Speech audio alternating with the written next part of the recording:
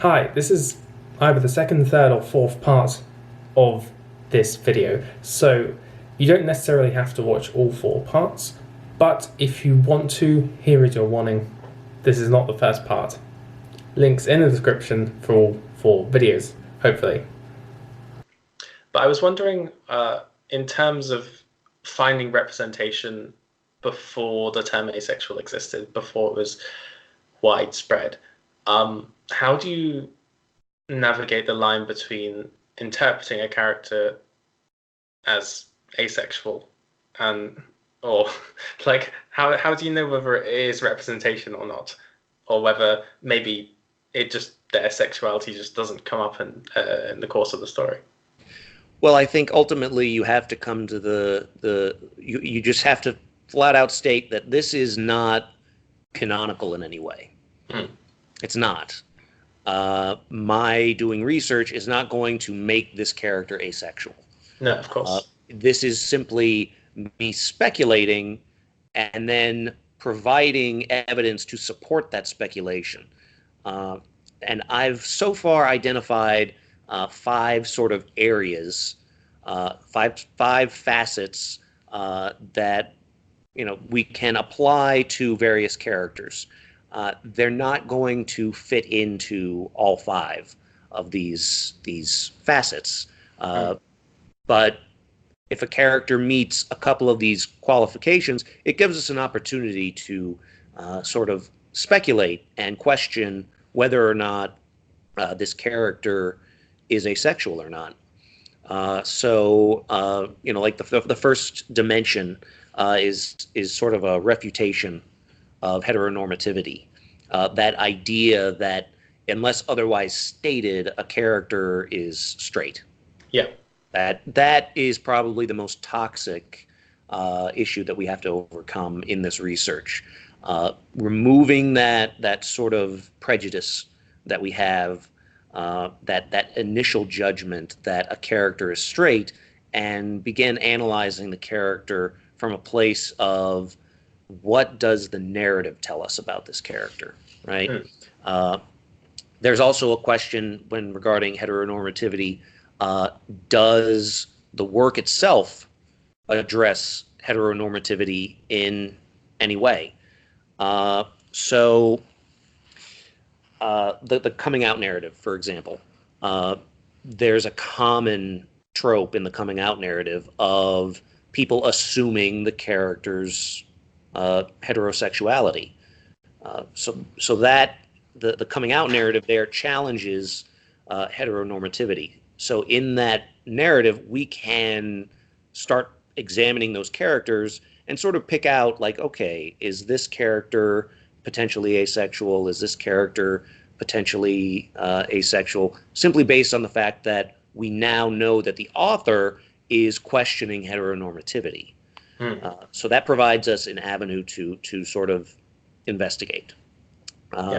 Another dimension are how is sort of analyzing how the textual representations of sex and romantic relationships, how are they portrayed in the work? So we examine the work as a whole, break down how sex is perceived, how romantic relationships are perceived, and then apply that to a particular character and see whether they fit that mold or not. So the best example that I can come up with is Candide. The entire narrative of Candide, throughout the entire novel, women are commodified. They're commodified as in this sort of economy where they are used for sexual and romantic self-gratification by men. They're objects, basically. They're treated absolutely terribly. There's really only one male character that I can think of in the entire novel who doesn't participate in that economy, and that's Candide himself. So he does not sexualize women. He does not rape them. In fact, he himself is raped. His only sexual activity in the entire novel is him being drugged and then raped and then robbed. So he does not participate in that economy. In fact, he kind of even gets a perspective of what that economy is like for women. So in many regards, I think Candide would be considered asexual based on that metric, because every other male in the book is pursuing women sexually and romantically by basing them in a system where they are objects. But Candide doesn't do that. In fact, he doesn't pursue anyone sexually, really. He only pursues Cunegonde on romantically. There's no moment in the work where it indicates that they have sex. Yeah. Which is kind of bizarre for a romantic novel where the character travels around the world for this woman he loves, and they don't have sex when everyone else in the book is having sex. Yeah. So it does, at that kind of stands out a little bit. So analyzing those textual representations, that's another metric. There's also historical context. Words today didn't mean what they meant back then. Jacques Derrida's theory of deconstruction, where we apply the idea that words can have different meanings and different implications, it allows us to kind of take a historical context to terms that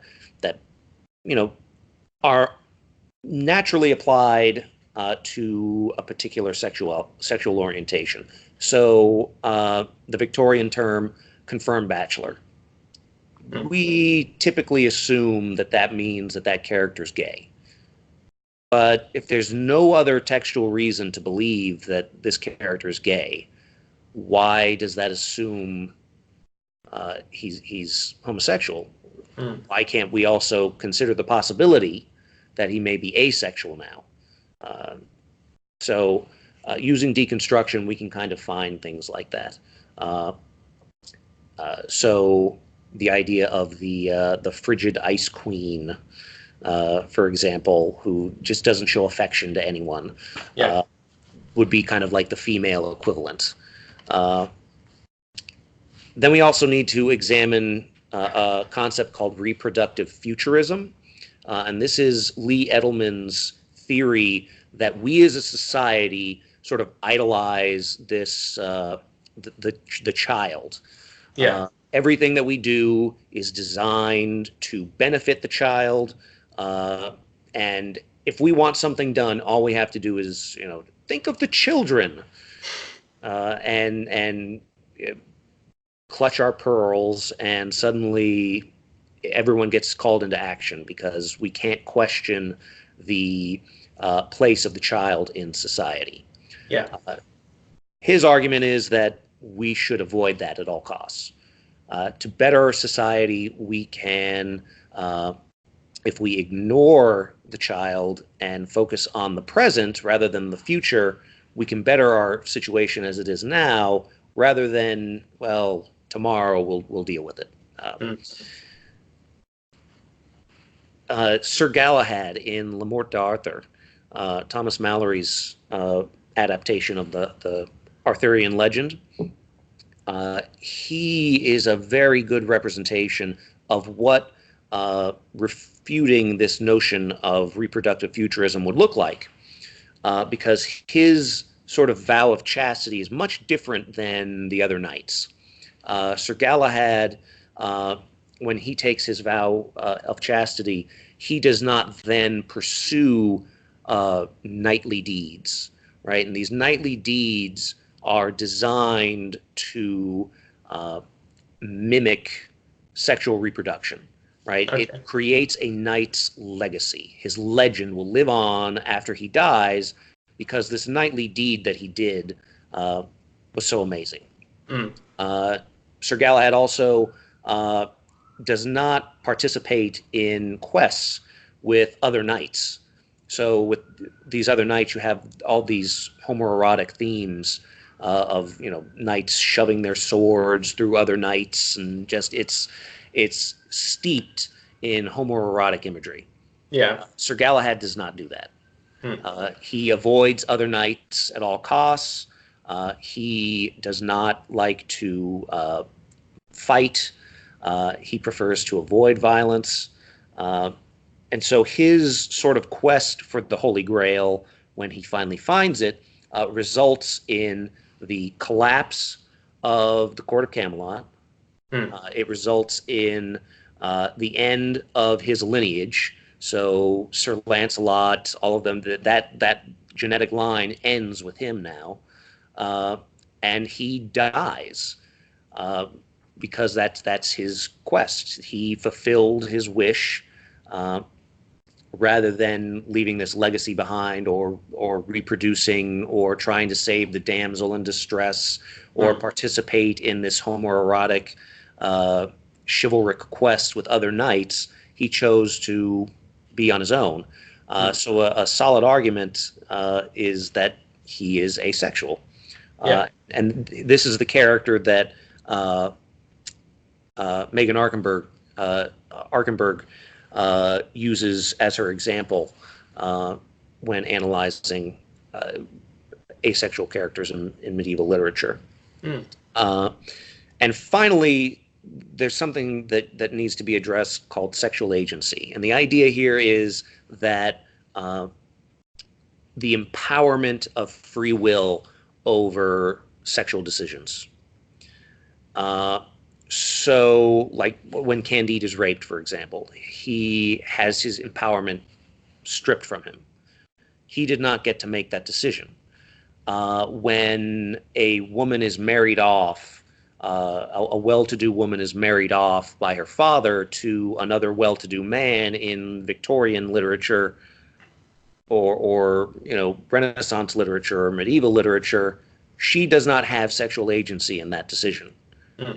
So the question then becomes, because there's that power dynamic, and that power dynamic only exists when that power is exerted, and it is exerted forcefully, do we just naturally assume that this character is straight?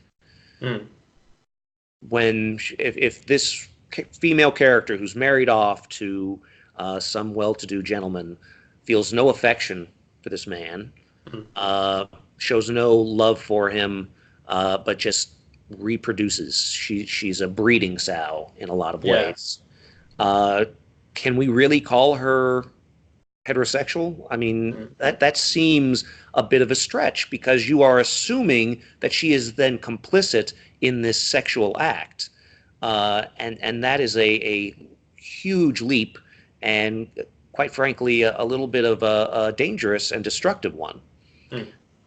So I think we need to absolve ourselves of that assumption, again, refuting that heteronormativity, and start questioning, are these characters, making these decisions themselves, or are they being coerced? Are they being drugged? Or are they just flat out being forced to do things under the threat of potentially violence or poverty, any number of things?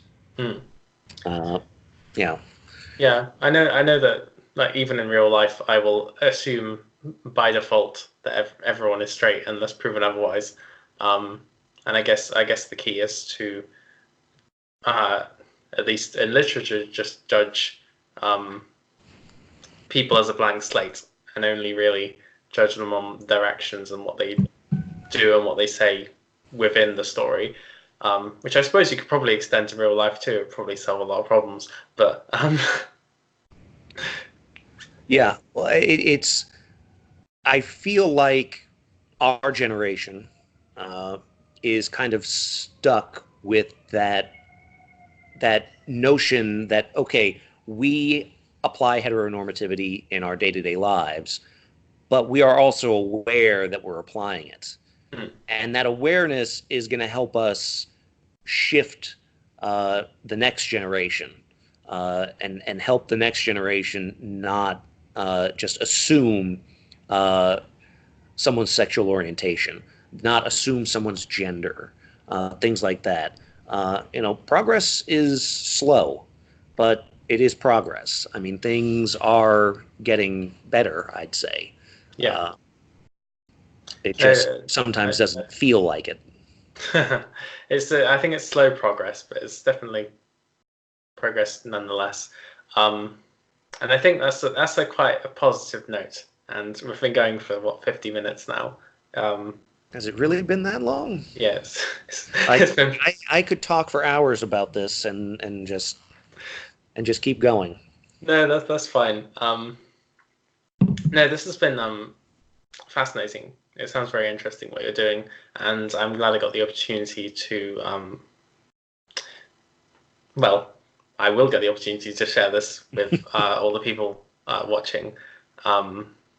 If you enjoyed this and want to see the other parts of the interview, I'll be putting the other videos in the description and in a playlist. So if you want to watch the whole of it, then feel free. If you enjoyed this video, then please leave a like. I post videos every Saturday, so if you want to see more, then feel free to subscribe. That is all I had to say today. Have a wonderful day, and I shall see you next time.